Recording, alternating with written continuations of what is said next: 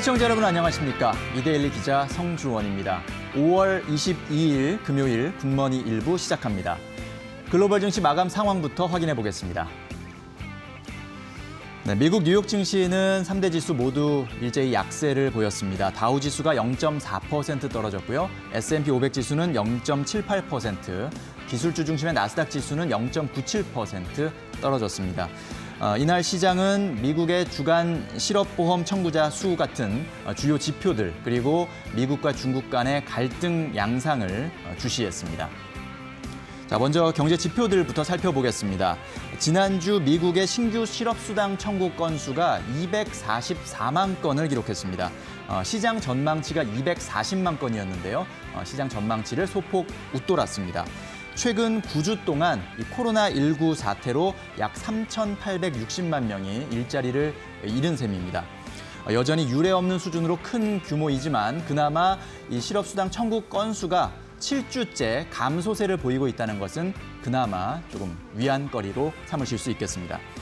미국 행정부와 의회, 연준이 계속해서 경기 부양책을 쏟아내고 있고 또 각 주들도 봉쇄 조치를 완화하면서 부분적으로 경제 정상화에 나서고 있지만 아직까지는 노동시장의 충격이 좀 커 보이는 것은 사실입니다. 이후에 발표된 5월 미국의 제조업 및 서비스업 구매 관리자 지수 PMI 수치도 여전히 낮았는데요. 다만 지난 4월보다는 개선됐고 또 시장의 예상보다 양호했다는 점도 좀 포인트였습니다. 주택시장 지표는 전달 대비 더 나빠졌는데요. 4월 기존 주택 판매가 433만 건을 기록했습니다. 전달보다 17.8% 줄었는데 한 10여 년 만에 최대폭 하락을 나타냈습니다. 지표가 여전히 코로나19 충격을 보여주고 있다는 것을 증명했습니다. 자, 역시 시장이 지금 계속해서 관심 가지고 있는 것이 미국과 중국의 그 갈등 양상인데요. 미국과 중국이 이번에는 홍콩 국보법을 놓고 충돌했습니다. 중국이 홍콩 의회를 대신해서 홍콩 국가보안법을 직접 제정하기로 한 데 대해서 미국이 반발에 나섰습니다. 미 국무부는 이날 중국의 홍콩 국가보안법 제정 추진과 관련해서 중국의 약속과 의무를 훼손하는 것이라면서 강경 대응 방침을 밝혔습니다. 현재 일국양제, 그러니까 한 나라 두 체제에 따라서 홍콩은 독립된 자치권을 누리고 있고 그래서 홍콩의 법은 홍콩 의회가 제정하는 것이 현재는 맞는데요. 중국 전인대 대변인이 어젯밤 기자회견에서 이제 오늘 개막하게 되는 전인대에서 이 홍콩 특별행정구의 국가보안법률 제정에 관한 의안이 전인대에 포함됐다라고 밝히면서 이슈가 됐고 미국이 여기에 반응한 것입니다. 전인대 대변인은 또 미국이 중국을 억제하고 중국의 핵심 이익을 손상한다면 결국은 미국이 손해보게 될 것이다. 이렇게 경고하기도 했습니다. 자, 홍콩 국보법뿐만 아니라 화웨이를 둘러싸고도 미국과 중국의 갈등이 나타났는데요. 미국은 이 중국의 통신장비 업체 화웨이에 대한 전방위적 압박에도 들어간 상태에서 동맹들을 향해서 반화웨이 전선 참여를 거듭 압박하고 나섰습니다. 미국 국무부 경제차관이 어제 이 아시아 태평양 지역 기자들과 전화 간담회를 가졌습니다. 여기에서 화웨이 같은 신뢰할 수 없는 판매자가 공급하는 어떠한 5G 장비도 사용하지 않는 것이 미국의 5G의 클린 패스다라고 말했습니다. 그러니까 민감한 정보를 중국으로 빼돌리는 능력을 차단함으로써 최상의 안보 기준을 구현해 줄 것이다라고 말했는데요. 자, 이렇게 미국과 중국 간의 갈등이 전방위적으로 확산되고 심화되는 가운데에서도 그나마 좀 긍정적인 이야기도 있었습니다. 중국 측이 지난 1월 체결했던 미국과의 1단계 무역 합의를 온전하게 진행 중이라는 그런 소식도 전해지고 있는데요. 미국 무역대표부와 농무부는 이날 공동성명에서 중국이 1단계 무역 합의에 따른 미 농산물 수입 약속을 이행 중이라고 공식 발표했습니다. 레리 커들로 백악관 국가경제위원회 위원장은 이날 양국 간 1단계 합의 이행이 온전하다라고 평가를 했는데요. 이어서 중국의 미 제품 수입이 계획보다는 좀 뒤처져 있긴 하지만 그래도 이 중국의 합의 준수 여부에 만족한다라고 평가하기도 했습니다.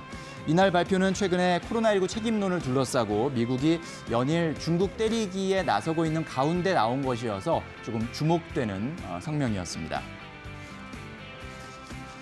국제 유가는 또 오름세를 이어갔는데요. 이날 뉴욕 상업거래소에서 7월 인도분 서부 텍사스산 원유 WTI 가격은 배럴당 1.28% 올랐습니다. 33.92달러에 장을 마감했고요.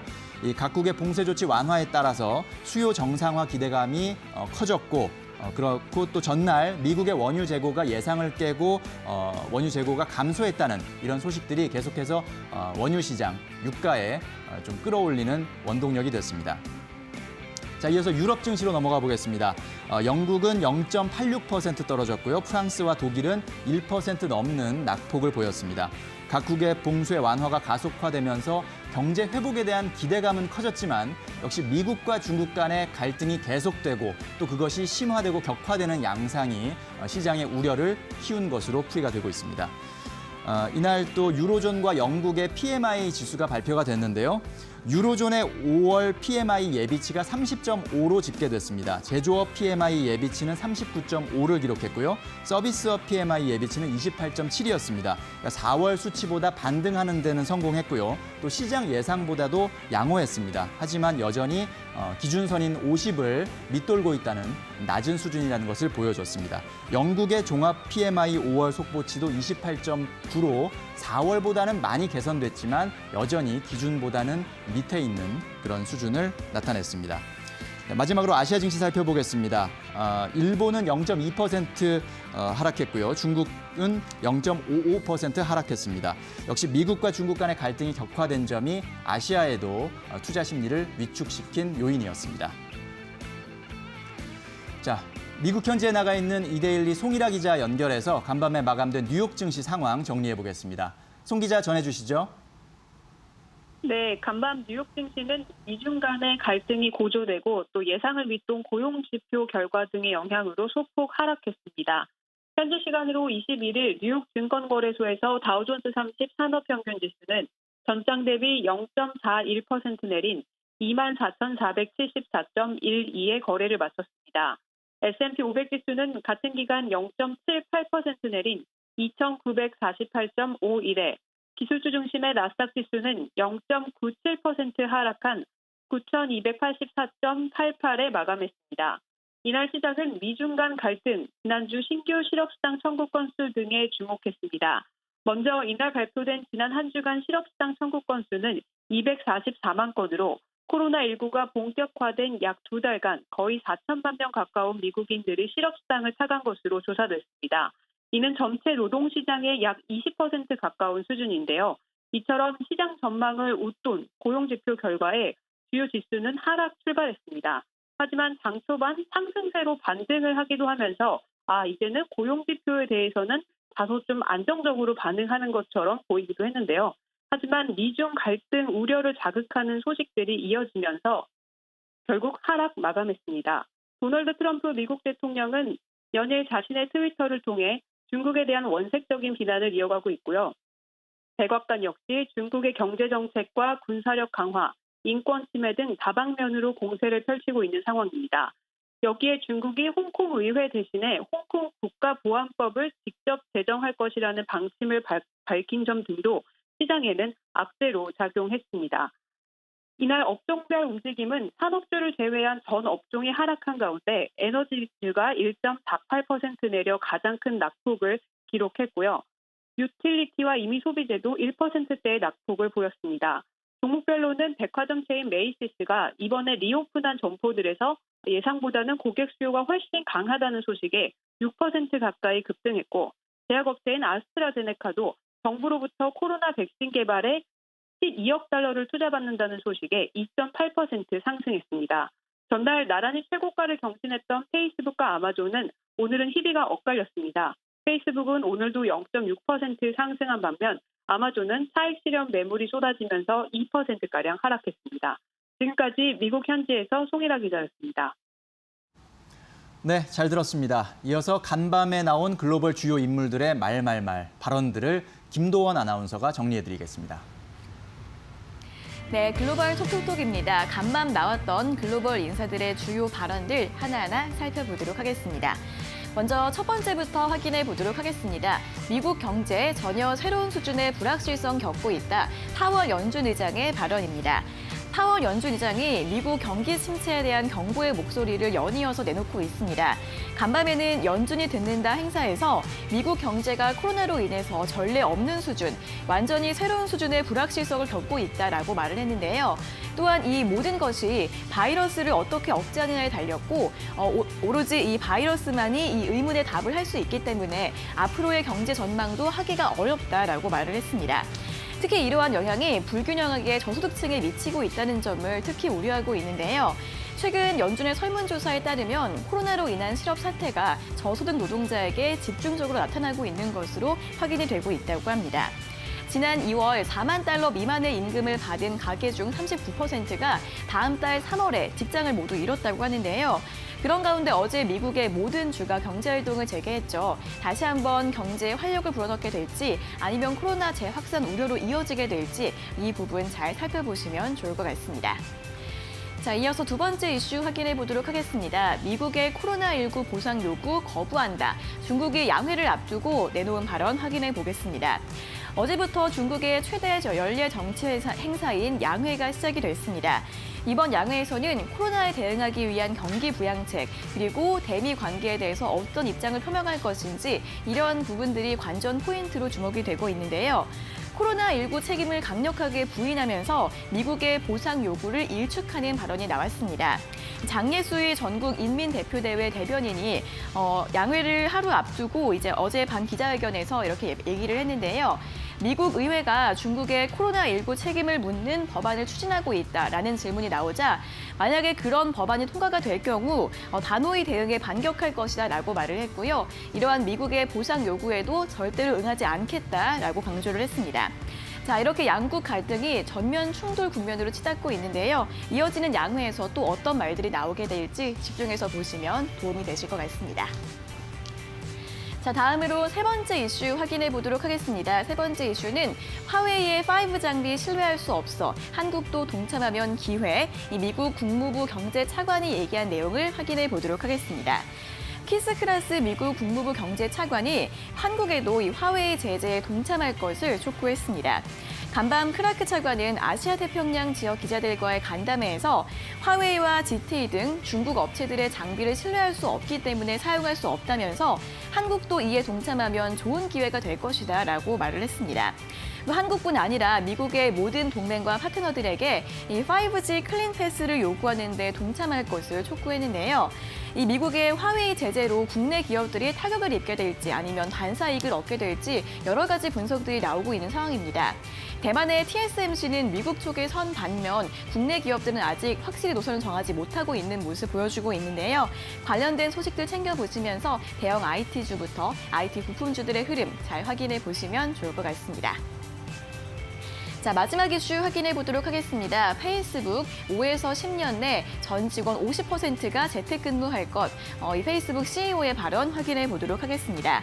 앞서 구글 CEO가 연말까지 대다수의 직원들이 재택근무를 하게 될 것이다라고 말한 데 이어서 이번에는 마크 저커버그 페이스북 CEO도 비슷한 내용의 이야기를 했습니다.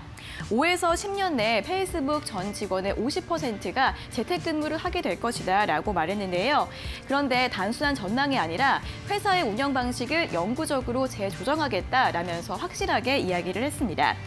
이번 코로나19 사태로 원격 근무를 해보니까 생각보다 잘 진행이 되면서 이 원격 근무 모델에 대한 자신감이 생겼다고 이야기를 했는데요. 직원들 사이에서도 이 재택근무 옵션이 인기가 많다고 하고요. 또 직원들의 관점과 다양성을 높여주면서 회사에 도움이 될 것으로 전망을 한다고 합니다. 자, 이렇게 세계 각국에서 재택근무가 점점 늘어나면서 이 언택트 문화의 확산도 더 빨라질 것으로 보이는데요. 관련 수혜주들 잘 찾아보시면서 잘 대응해 보시면 좋을 것 같습니다. 여기까지 글로벌 톡톡톡 모두 전해드렸습니다.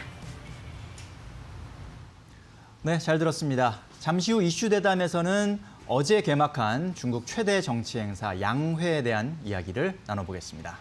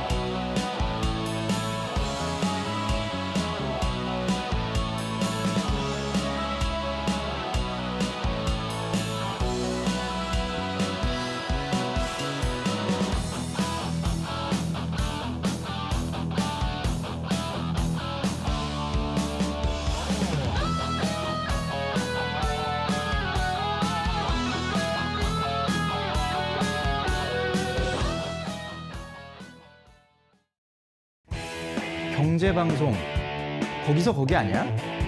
경제방송, 굿머니에서 달라집니다. 글로벌 시장의 정확한 분석과 국내외 핫 이슈까지 굿머니 일부에서 생생하게 전달해드리겠습니다. 네, 이슈 대담 시간입니다. 어제 중국 최대 정치 행사 양회가 개막을 했는데요. 오늘 박승찬 용인대 중국학과 교수님과 양회 관련 내용 살펴보겠습니다. 안녕하십니까? 맞습니다. 네. 자, 사단법인 중국경영연구소도 이끌고 계시죠? 네, 그렇습니다. 네, 오늘 중국과 관련한 이야기 잘 좀 분석을 해주시면 감사하겠습니다. 네. 자, 일단은 중국의 최대 정치 행사 양회가 어제 개막했는데 네. 일단 양회가 어떤 행사인지부터 좀 설명을 해주시죠. 그렇죠. 지금 우리가 중국을 이해하면서 여러 가지가 있는데 가장 큰 이슈가 중국은 정치와 경제가 함께 가거든요. 그래서 네. 그 정치, 경제 앞으로 방향, 비전을 지금 정해지고 그다음에 거기에 대한 대안을 마련하고 하는 가장 큰 정치 행사다라고 이제 보시면 될 것 같고요. 그게 네. 이제 3월 달에 이제 열리는데 아시다시피 코로나 때문에 이번에 거의 좀 2달이 넘게 해서 연기가 됐죠. 그때는 코로나 때문에 이번에는 뭐 원래 인원도 축소가 되고 인원도 원래 꽤 많은데 5천 명 이상이 되는데 인원도 네. 축소가 되고 기간도 한 2주 정도 되는데 일주일로 지금 줄어들었죠. 그래서 이제 전 세계가 뭐 양해가 중국이 최대 정치 행사다 보니까 중국만의 행사가 아니라 전 세계가 지금 보고 있을 거고 지금 가장 이슈가 되고 있는 저 미중 간의 무역 부분에서도 미국도 아마 계속 지금 어떤 이야기가 이번에 쏟아지느냐 네. 아마 계속 뭐 보고 있을 것 같습니다. 네, 그렇군요. 자, 말씀하신 대로 원래는 3월에 개막해야 되는 행사였는데 이제 코로나19 때문에 네. 2달 미뤄져서 이제 어제 개막을 했고 뭐 말씀하신 대로 기간도 축소되고 참석 인원도 좀 축소된 상황인데 좀 뭐 어쨌든 이례적인 그런 지금 상황이잖아요. 그렇죠. 어떤 방식으로 좀 진행이 되는지 설명해 주시죠. 일단은 이번에 부분에 사실 지금도 고민이 많을 거거든요. 지금 시나리오별로 다 지금 대응 매뉴얼이 정해져 있습니다. 그러니까 네. 이 시기에 또 이제 코로나가 만약에 확산되면 바로 지금 이제 온라인 화상으로 이제 뭐 중국이 그 전에도 한 17만 명 공무원 대상으로 온라인 화상회를 한 적이 있기 때문에 예. 거기에 대한 시나리오도 지금 준비를 하고 있다. 그래서 지금 뭐 말씀드렸다시피 매우 철저한 검사를 통해서 그러니까 지방에서 올라오는 많은 지방 양해 위원 같은 경우도 그러니까 벌써 뭐 한 보름 전부터 미리 북경에 와서 준비를 하고 있다라고 보시면 될 것 같고 네. 양해 기자회견이 한 2, 3천 명 정도가 몰리거든요. 기자들이 전 세계에서. 예. 그래서 수를 줄이고 그다음에 이 양해 기자회견도 전부 다 화상으로 지금 하는 형태로도 지금 생각을 하고 있고 그러니까 정말 중국 정부도 지금 처음으로 이게 좀 가보지도 못한 길을 가고 있는데 네. 거기에 대한 뭐 지금 메뉴는 다 있는 것 같고요. 어쨌든 어제가 지금 정협이 시작됐고 오늘 이제 전인대가 시작되는데 지금 일주일 정도에서 무사히 끝나기를 아마 바라고 있을 것 같고 중국 내에서도 지금 분위기는 매우 지금 삼엄한 분위기라고 보시면 되겠습니다. 왜냐하면 거기서 문제가 터지면 네. 전체적으로 좀 이슈가 되기 때문에 그렇죠. 네, 네, 그렇게 그렇군요. 보시면 되겠습니다. 자, 양회에 대해서 이제 일단 간략한 정리를 해봤는데 중국 베이징에 나가 있는 이데일리 신정은 특파원을 전화로 연결해서 양회 개막 분위기 또 현지 상황들을 좀 들어보도록 하겠습니다.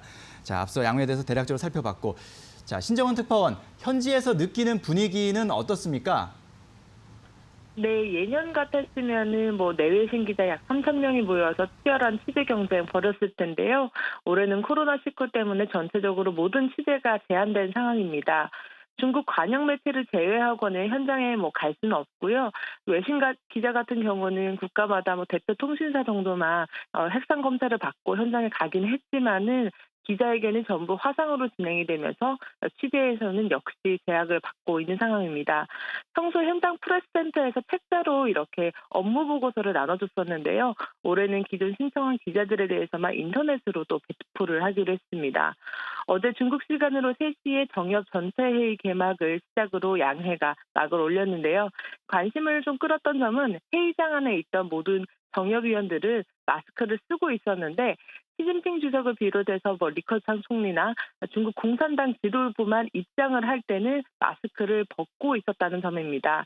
현장에 참여하는 정협위원들이 모두 핵상 검사에서 음성을 받은 사람들이지만 여전히 마스크를 쓰고 있었다는 점은 아직도 중국에서 코로나19가 끝나지 않았다는 점을 보여주는 듯 했고요. 또 지도부가 마스크를 벗고 왔다라는 점은 또 어느 정도 중국의 방역 자신감을 보여준 게 아닌가라고 평가가 됩니다. 네. 자, 무엇보다 양회에서 중국이 어떤 경제 성장률 목표치를 꺼내들지가 좀 주목되는 부분인데요. 어떻게 평가하십니까? 네, 잠시 후 9시경에 이곳 베이징 인민대회당에서 전인대 대표회의가 열리는데요. 리커창 총리가 업무 보고를 하면서 경제 성장률과 고용 목표, 그리고 국방 예산, 경기 부양책 등을 공개를 합니다. 올해는 중국이 공산당 창단 100주년을 앞둔 마지막 회의고요. 또 시진핑 주석이 그동안 의식주 걱정이 없는 비교적 풍족한 사회라고 해서 샤오캉 사회 건설을 약속한 해입니다. 이 목표를 위해서는 올해 성장률이 5.5% 이상을 달성을 해야 되는데, 하지만 중국 1분기 경제 성장률이 아시다시피 전년 대비 마이너스 6.8%까지 떨어지면서 사실상 이 수치 달성이 어려워졌습니다. 중국 내부에서는 코로나 사태 이후에 불확실성이 너무 커졌다 보니까 공산당이 구체적인 목표를 설정하지 않는 게 앞으로 방향에 있어서 더 맞다라는 목소리도 나오고 있는데요.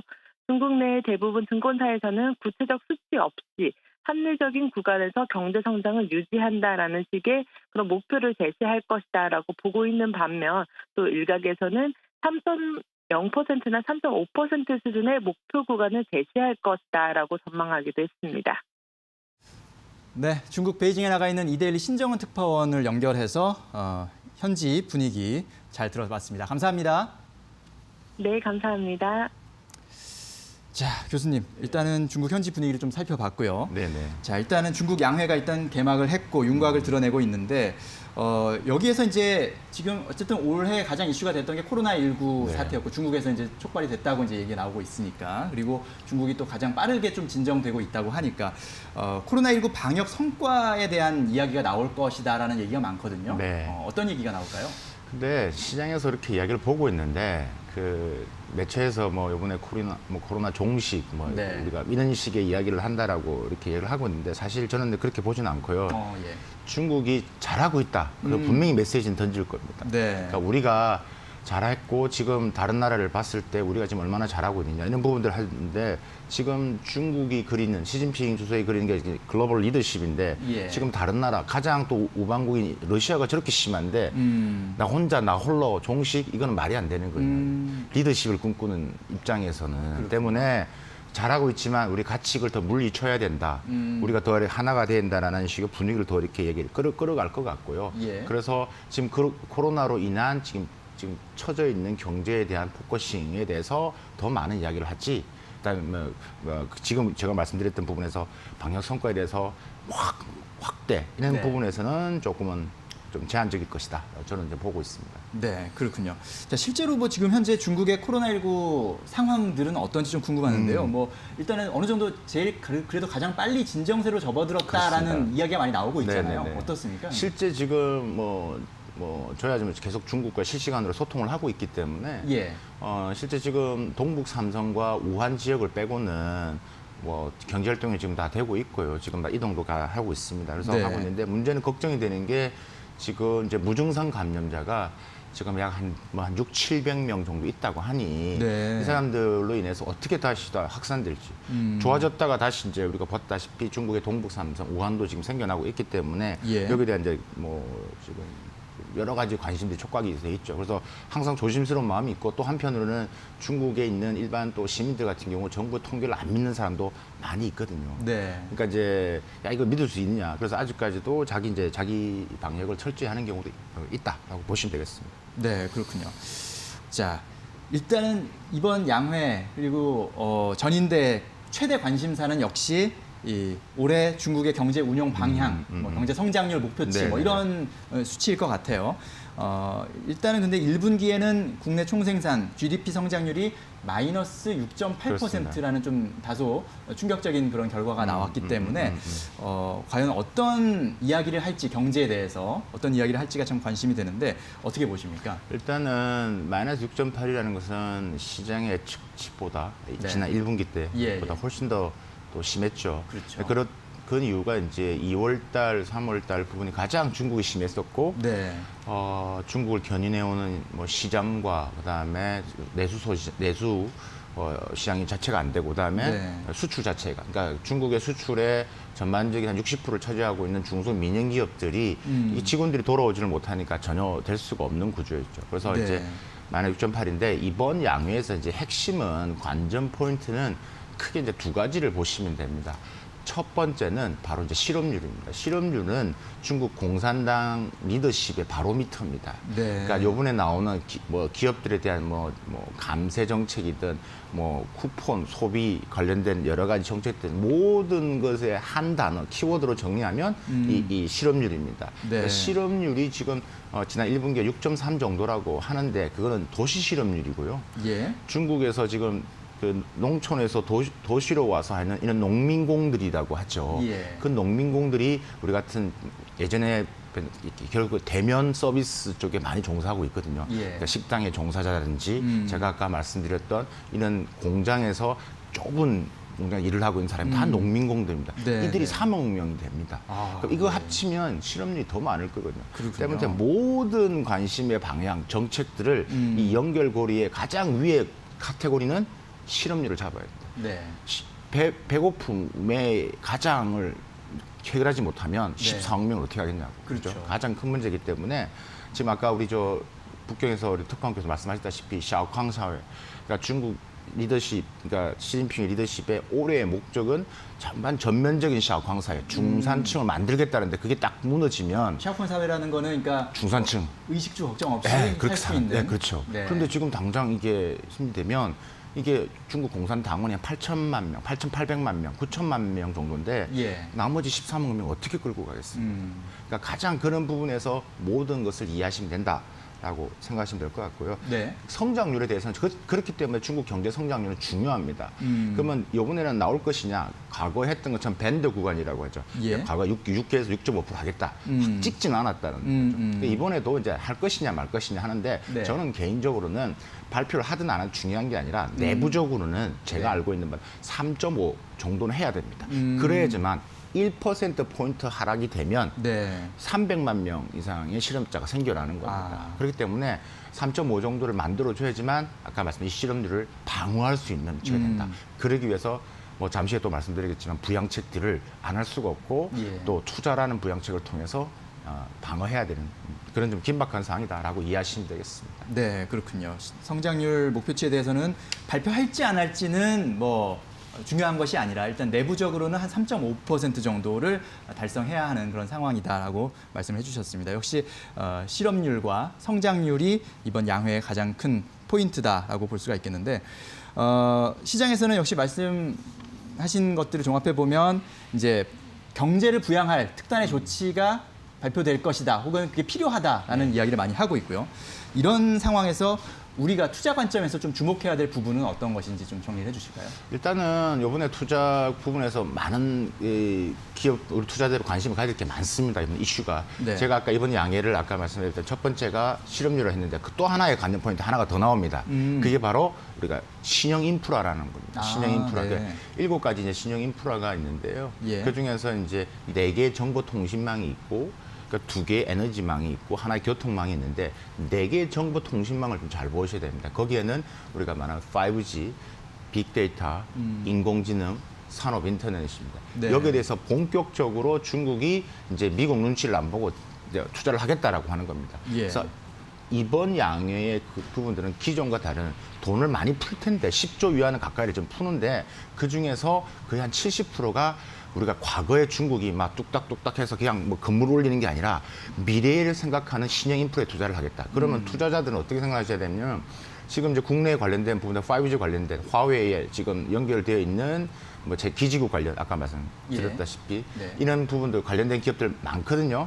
근데 그런 부분들 바로 이제 시장에서 반응이 나타날 것 같고 중국 투자를 하시는 분 같은 경우도 마찬가지입니다. 지금 제가 말한 이 섹터와 연관되어 있는 기업들은 이미 중국 내에서 반응이 일어나고 있고 예. 아무리 신형 인프라라 하더라도 우리가 말한 이제 중장비 산업도 필요하거든요. 그러니까 지금 중장비 관련된 중국의 대표적인 3일전구 이런 것 같은 경우도 이미 지금 주가가 좀 움직이고 있다라고 네. 보시면 될 것 같고 그래서 이제 그런 지금 말씀드린 부분은 향후에 5년의 섹터이기 때문에 이 중심으로 좀 더 관심을 더 가지시고 거기에 대한 관련된 견인하는 기업들도 좀 유심히 보셔야 될 것 같습니다. 네, 그렇군요.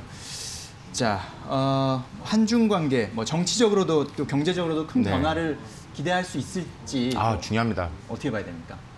지금 한한령에 대한 여러 가지 시그널이 계속 날라오고 있습니다. 네. 그러니까 그렇기 때문에 지금 뭐 우리가 알다시피 중국의 뭐 OTT 부분에서 한류 드라마관도 생기고 중국에 네. 요쿠라는 데서 뿐만 아니라 중국의 뭐 길림생 장춘이라는 데서 한중 경제 합작구라는 것도 생겼고 예. 그러니까 정말 시그널이 있는데 잘 될 것 같은데 이제 핵심은 이 시진핑 주席언제 방한하느냐 거기에 지금 방점이 찍히는데 제 개인적인 부분에서는 지금 시진핑 주석이 양해가 끝나면 이제 대외 활동을 할 수가 있는데 갈 수 있는 나라는 한국밖에 없다. 아, 그렇군요. 그럼 언제 오느냐 시나리오를 따져봤을 때 저는 개인적으로 8월 24일이 한중 수교 28주년이 되는 날입니다. 예. 이게 가장 좋은 시나리오거든요. 그러니까 이제 이게 한다면 지금 우리가 뭐 한한령 해제, 그다음에 한중 관계, 우리 기업분들 뭐 투자든 뭐 중국 내에서 모든 비즈니스 측면에서도 많은 또 새로운 하나의 또 기회적인 요소가 있다라고 생각하시고 지금부터 준비를 하셔야죠. 그때 가서 하면 또 늦으니까. 네, 그렇군요.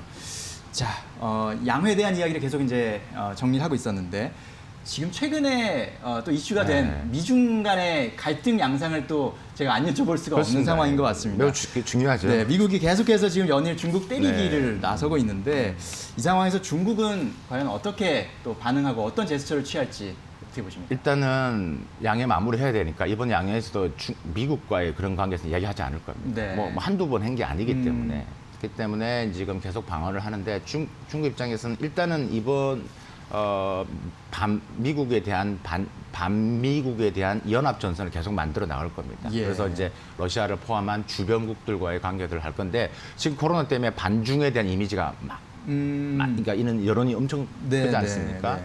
그렇기 때문에 그러니까 중국 입장에서는 적극적으로 이제 이런 부분에서 역할을 하려고 하지만 쉽지는 않아 보인다. 하지만 좀 더 중국 입장에서는 만약에 화웨이라든지 좀 더 이렇게 공격을 더하면 분명히 거기에 대한 방어를 할 것이고요. 예. 저는 개인적으로 미국이 지금 뭐 어쩔 수 없는 국내 정치적인 입장, 그다음에 그래서 아까도 봤다시피 뭐 미 국무부 경제차관이 지금 한국까지 지금 이야기를 하고 있는데 네. 예정된 시나리오거든요. 그렇기 때문에 이제 우리가 지금 그에 대한 대응을 해야 되는데. 뭐 화웨이 부분 정도까지만 한다라면 중국은 어느 정도 선을 감내를 하겠지만 선을 넘어가면 계속 공격을 할 것이고요. 또 중국이 가진 이게 또 키도 있기 때문에 예. 수단도 있기 때문에 미국 기업을 또 압박하는 카드가 있기 때문에 만약에 미국이 중국의 그런 뭐 핵심 이익, 그러니까 타이완 문제라든가 이런 홍콩 이슈까지 만약에 좀 더 깊게 들어온다면 상황은 좀 더 복잡해지고 심각해진다. 거기에 대해서 우리도 한국 정부 입장에서 지금도 벌써 화웨이 때문에 지금 서서히 지금 한국을 압박하는 카드 들어오고 있기 예. 때문에 거기에 대한 좀 대응 시나리오가 좀 더 자세하게 나와 있지 않아야 될까 하는 게 개인적인 생각입니다. 그렇군요. 뭐 화웨이에 대한 말씀을 해주셨지만 미국이 계속 이제 화웨이에 대한 제재 뭐 압박을 나서고 있고 네. 하지만 중국은 또 반도체 굴기, 뭐 IT 굴기에 대한 투자를 계속 지속적으로 하고 있는 수소차 상황이거든요. 굴기까지도 하고. 네. 네. 이런 상황에서 이제 앞으로 이 기술 패권에 대한 어. 이야기는 어떻게 전개될까요? 이게 사실 미중 무역 전쟁의 시작은 기술 패권이라고 보시면 되는데 지금 뭐 이번에 아까 말씀드린 신형 인프라가 이번 양해를 통해서 본격화됐다. 그러면 이제 미국 입장에서는 더 이제 압박 카드를 해야 되는데 앞으로의 2년은 중국이 이제 이런 기술적인 부분에서 힘들어질 수밖에 없는데, 네. 그러니까 미래적인 지향적인 부분에서 아까 제가 말한 5G라든지 AI라든지 인공지능에 대해서 이제 본격적인 투자를 한다 될 것이고, 그런 부분에서의 향후 미중 관계의 패권은 훨씬 더, 그러니까 기술 패권의 경쟁은 더 치열할 수밖에 없고, 우리의 관심사인 한국은 이제 중간에서 어떤 역할을 할 것이냐. 네. 그러니까 한국을 서로 잡으려고 하는, 미국도 한국을 잡으려고 하고 중국도 이제 한국을 잡으려는 있기 때문에 그 중심에서 우리가 자세히 좀 있어야 될 것 같다는 생각이 들고요. 지금 화웨이를 함으로써 지금 뭐 LG 같은 경우는 분명히 영향을 클 것이고 삼성 같은 경우는 반사이익을 분명히 받을 겁니다. 때문에 네. 이제 단순히 그런 좀 그러니까 계산기를 두드린 게 아니라 전반적인 이 기술 패권은 하루아침에 끝날 문제가 아니고, 예. 그렇다고 중국이 포기할 것 같지도 않을 거고, 미국이 때리면 때릴수록 중국은 계속 이런 부분에서야 견디는 거죠. 14억을 등에 업고 하는 예. 겁니다. 시진핑 주석이 걱정하는 것은 트럼프가 아니라 14억이거든요. 네, 네. 이것만 결집시키면 된다.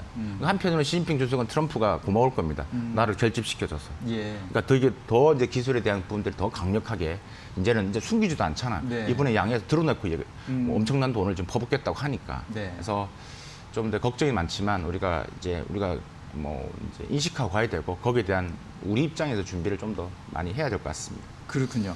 자, 중국 국민들을 결집시켜야 하는 중국 지도부의 입장에서 과연 네. 이제 이런 미국이 계속 연일 중국 때리기를 하고 있는 상황에서 네. 중국 지도부의 반응, 중국의 반응은 어떨 거라고 보십니까? 마지막 정리해 주시죠. 네, 일단은 이번 기회를 통해서 이제 중국 정부는 더 결집을 시킬 것 같고요. 아까 말씀드렸다시피 반미국 연대 프레임을 이제 구성을 하고, 네. 그다음에 미국도 이제 중국을 뺀 글로벌 밸류 체인을 하려고 할 겁니다. 쉽지는 않죠. 그럼 동시에 중국은 이제 아까 제가 이제 그 5ABC라고 하는데 5G 그다음에 그 AI, 빅데이터, 클라우드 이런 인프라를 더 만들어낼 것이고요. 네. 동시에 이제 미국에서 자꾸 벗어나기 위해서는 저희는 이제 CVC라고 하는데 차이나 밸류 체인을 만들어 나가는 것들이죠. 예. 그래서 이제 이런 형국으로 앞으로 계속 간다. 그래서 이 전반적인 글로벌 밸류 체인은 중국이 빠진 상태는 쉽지는 않지만 이렇게 이 트랜스포메이션 가는 이전되는 부분에서 있기 때문에 제가 항상 부분에서 우리가 어떤 선을 잘 타야 되는지를 잘 고민을 해야 되고 우리 투자자 기업 같은 경우는 이런 부분에서의 거기서의 하나의 또 마켓, 니치 마켓 찾아내는 또 그런 지혜와 해완이 필요한 것 같습니다. 네, 그렇군요. 자, 박승창 교수님과 함께 중국 양회에 대한 이야기, 또 미중 간의 갈등 이야기를 정리해봤습니다. 말씀 잘 들었습니다. 감사합니다. 감사합니다. 네, 아울러 저희가 전해드린 투자 정보는 잘 활용하시고요. 투자에 대한 판단은 시청자 여러분의 몫이라는 점 다시 한번 말씀드립니다.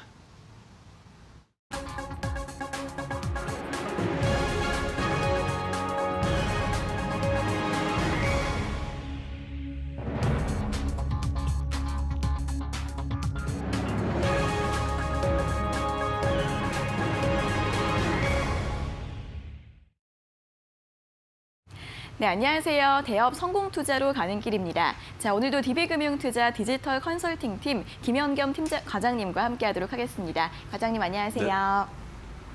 네, 어제까지 국내 지수가 상승세를 이어가면서 코스피 지수가 2,000선을 눈앞에 두고 있습니다. 자, 오늘 개장에 앞서서 또 어제 주목해볼 만한 경제 지표가 나왔죠. 어제 이번 달 5월 1일부터 20일까지의 수출 지표가 발표가 됐는데 어떻게 나왔나요, 과장님?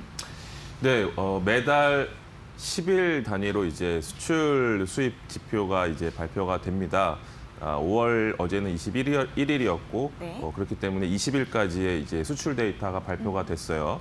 한번 살펴보면 네. 전년 동월 대비 작년 같은 기간 대비해서 20.4%가 감소가 됐습니다. 지난 10일까지는 46.3%가 감소가 됐었거든요. 네. 물론 이제 조업 일수가 10일까지는 약간 1.5일이 좀 적었어요. 뭐 그런 영향도 있었지만 어쨌든 많이 이 마이너스 폭을 좀 줄였던 그런 지금 상황이라고 볼 수 있는데요. 네. 지난 3월과 4월 역시 수출 감소가 있었어요. 네. 코로나의 영향권이 든 게 3월부터라고 봤을 때 지난 3월 달에는 전년 대비 약 0.7% 감소가 있었고요. 4월 달에는 마이너스 24.3%의 감소가 있었습니다. 네. 지금 20일까지지만 이번에도 지금 20.3% 정도 줄어들었기 때문에 네. 계속해서 코로나 영향은 지속이 되고 있다는 것을 우리가 수출 지표에서 알 수가 있는 부분이고요. 네. 품목별로 한번 볼 필요가 있을 것 같아요. 네.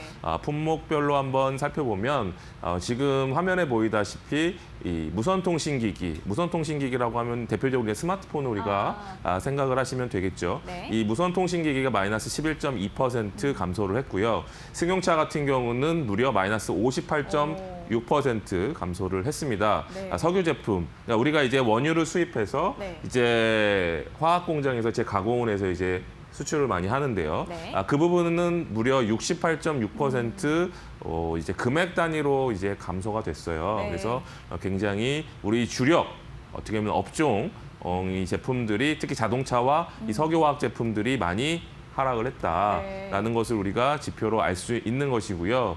반대로 상승한 그런 업종도 있어요. 네. 네, 상승한 업종이 대표적으로 반도체입니다.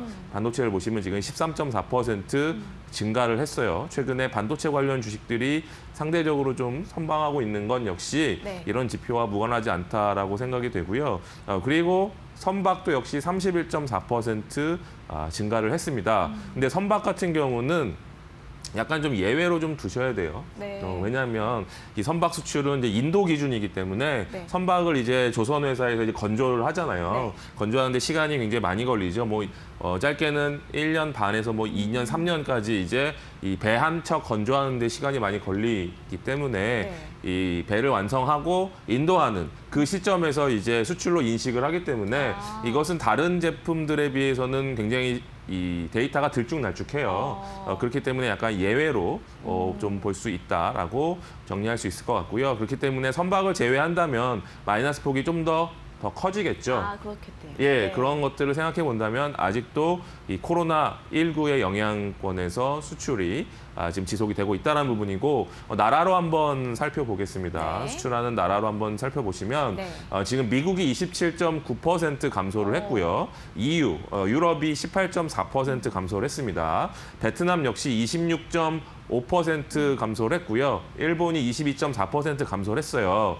이런 어떻게 보면 미국, EU, 일본 이런 주요 나라들 중에 이제 베트남이 들어있는 거는 네. 우리나라의 수출 전진 기지가 베트남에 있죠. 네네. 삼성의 여러 회사들이 베트남에 진출해 있고 LG전자 역시 마찬가지로 베트남에 굉장히 많은 공장들이 있기 때문에 네. 우리나라의 반제품이 중간재가 네. 베트남으로 수출, 그러니까 우리나라 베트남에 있는 우리나라 기업들의 수출이 돼야 되는 부분이에요. 그 부분이 있어서 26.5% 감소했다는 부분이고요. 그리고 이제 좀 선방한 나라들이 지금 밑에 나오죠. 네.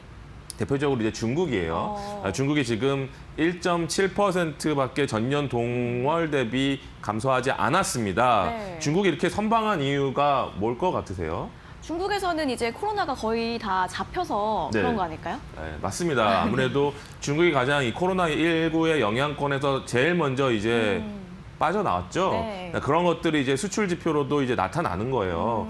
그리고 이제 중동 같은 경우도 지금 1.2% 소폭 이제 감소를 했습니다. 이렇게 우리가 이제 어떻게 보면 가장 많이 수출하는 나라가 중국이잖아요. 네. 이 중국이 이제 빠르게 회복하고 있다라는 부분이 역시 우리나라 수출 마이너스, 물론 20% 정도 마이너스를 보이고 있지만 그래도 1일부터 10일까지보다는 11일부터 20일까지 지표가 많이 좋아진다는 것들이 중국으로 이제 빠르게 회복을 하고 있다. 네. 이 부분이 하순, 그러니까 어제부터죠. 21일부터 이제 31일로 갈수록 네. 이 중국에 수출하는 것이 만약에 플러스로 전환이 된다면 네.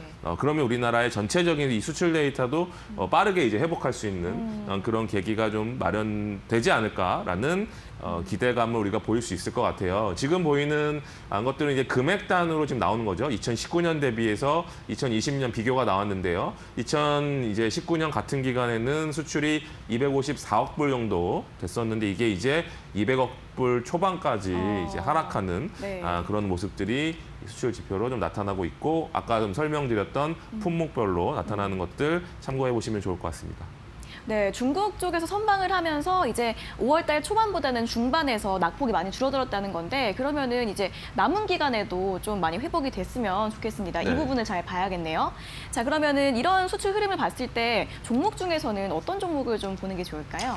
네, 아무래도 이 수출 지표를 보시면 우리나라 반도체가 선방하고 있다는 걸 알 수가 있고 최근에 네. 또 반도체 관련 종목들이 좀 추세가 좀 좋은 그런 모습이죠. 네. 그래서 이제 반도체에서 종목을 제가 찾아봤는데요. 물론 이제 오늘 새벽에 마감했던 미국 증시에는 필라델피아 반도체 지수가 2% 넘게 하락을 하면서 반도체 지수가 조금 하락을 했어요. 네. 아무래도 경기 침체 우려가 다시 한번 좀 불거지고 있는 상황이죠. 지역의 연준 총재들이 경기가 금방 회복되지 않을 거라는 얘기를 연일 하고 있는 상황이고 네. 또 미국과 중국과의 이런 여러 가지의 또 이슈가 또 불거지면서 네. 또 이런 부분들이 이 경기 침체를 좀 우려하는 이런 시선들이 좀 반영이 되면서 오늘 이제 반도체 종목들이 일제히 하락을 했는데요. 네. 그렇기 때문에 오히려 새로 매수하기 위해서는 이런 하락할 때가 좋은 기회가 될 수 있잖아요. 네네. 아무래도 이 수출 지표를 봤을 때는 좀 더 앞으로도 나아질 가능성 이런 부분들을 염두에 두신다면 오히려 오늘같이 조정받은 이런 시기에 반도체 종목들을 한번 노려보시는 것도 하나의 방법이다라고 말씀을 드리면서 네. 오늘 말씀드릴 종목 이제 SK 머티리얼즈라는 종목을 좀 말씀을 좀 네. 드려야 될 것 같아요. 지금 공장이 이제 나오고 있는데요. 네. SK 머티리얼즈 말 그대로 SK의 계열사죠. 네. 원래는 이제 OCI 머티리얼즈였는데 SK그룹에서 인수를 하면서 이제 SK 머티리얼즈로 이름을 이제 변경을 한지 벌써 이제 몇 년이 좀 지나가고 있는 상황인데요. 네. 1분기 실적이 굉장히 잘 나왔습니다. 영업이익이 531억 원, 어닝 서프라이즈를 기록을 했는데요. 일단 뭐 주요 제품군들이 실적을 이제 선방하는데 뭐 주요 원인이었다라고 이제 볼 수 있는 것 같고요. 그리고 이제 고객사들이 이제 이 반도체에 관련돼서 반도체를 생산하는 데 있어서 재고 축적 뭐 이런 것들도 이제 실적 향상에 영향을 줬다라는 이야기가 나오고 있는 상황이고요. 가장 앞으로 이제 주목해 봐야 될 부분이 바로 이 낸드 플래시 부분인데요. 네.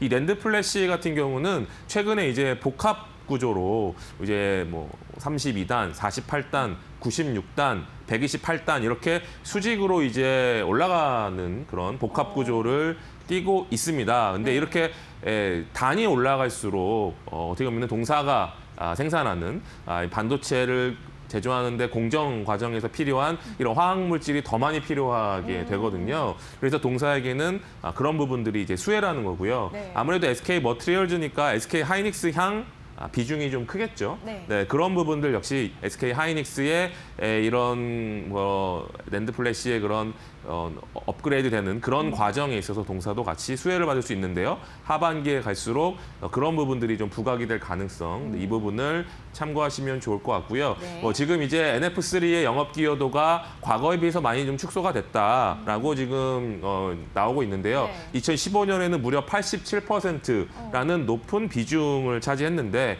이 비중이 지금 올해에는 17%까지 낮아질 거다라는 부분이에요. 그러니까 NF3 같은 경우는 최근에 아무래도 좀 굉장히 그 낮은 그런 비중을 예전에는 과거에는 높았지만 낮은 비중을 차지해서 최근에는 이 포트폴리오를 굉장히 다양하게 가져가고 있기 때문에 이 부분이 이제 17%까지 낮아지는 원동력이고 그러니까 네. 다양한 포트폴리오, 그러니까 디스플레이도 들어가고 반도체에도 들어가기 때문에 이런 다양한 포트폴리오가 동사의 경쟁력을 또 한층 부각시키는 뭐 그런 면이 있다라고 말씀을 드릴게요. 차트 보고 다시 한번 좀 정리를 좀 해드릴게요. 네. 머티리얼즈 차트 보면은 거의 이제 코로나19의 영향권에서 많이 회복을 했죠. 주가가 많이 바닥에서 V자로 반등이 나오는 모습이에요. 네. 그리고 이제 차트 바로 밑에 이제 거래량이 나와 있고 그다음에 선들이 나와 있죠. 이게 이제 기관과 외국인의 누적 매수량을 나타내는 그런 이 표시인데요. 네. 둘 다 지금 우상향을 하고 있는 상황이에요. 그래서 기관과 외국인이 둘 다 수급적으로도 굉장히 좀 지금 긍정적인 방향으로 움직이고 있다라는 거고 최근에 많이 상승을 했기 때문에 좀 숨고르기 상황이 진행이 될 때 좋은 매수의 기회로 한번 접근을 해보시자. 하반기를 노리고 SK 머티리얼즈에 대해서 좀 긍정적인 시각을 좀 말씀을 드리겠습니다. 네, 낸드 플래시 업그레이드에 따른 수혜 전망되고 있는 SK 머티리얼즈 조정 받을 때 매수 전략 잘 참고해 보시면 좋을 것 같고요. 그럼 이어서 오늘 장의 핵심 공략주도 한번 알아볼까요? 네, 오늘 장의 핵심 공략주는 지금 시간 관계상 네. 제가 내일 다시 한번 공개를 좀 해드리는 걸로 해야 될 것 같습니다. 네, 알겠습니다. 그럼 내일 다음 주 월요일에 다시 한번 가지고 오도록 하겠습니다. 자, 오늘 분석 잘 들었습니다. 고맙습니다.